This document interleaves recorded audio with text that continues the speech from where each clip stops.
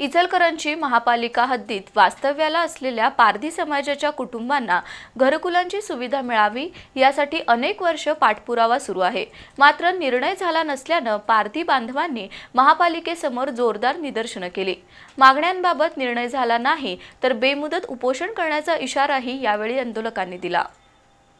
इचलकरंजी शहरात पारधी समाजाची लोकसंख्या सुमारे 850 आहे।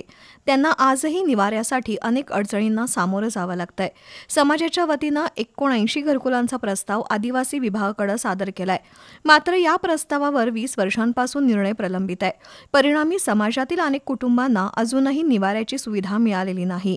2 दशकांपासून प्रतीक्षेत असलेल्या पारधी समाजाच्या घरकुल प्रश्नी प्रशासनानं तातडीनं लक्ष घालावं आणि प्रस्तावित घरकुलं मंजूर करावी अशी मागणी करत समाजाच्या वतीनं महापालिकेसमोर निदर्शनं करण्यात आली। यावेळी आम्हाला मूलभूत हक्काचा निवाराच नसेल तर विकासाच्या घोषणा व्यर्थ आहेत। आम्ही आणखी किती वर्ष प्रतीक्षा करायची असा सवाल पारधी समाजाचे अध्यक्ष मोहन काळे यांनी उपस्थित केला। यावेळी पारधी समाज बांधव उपस्थित होते।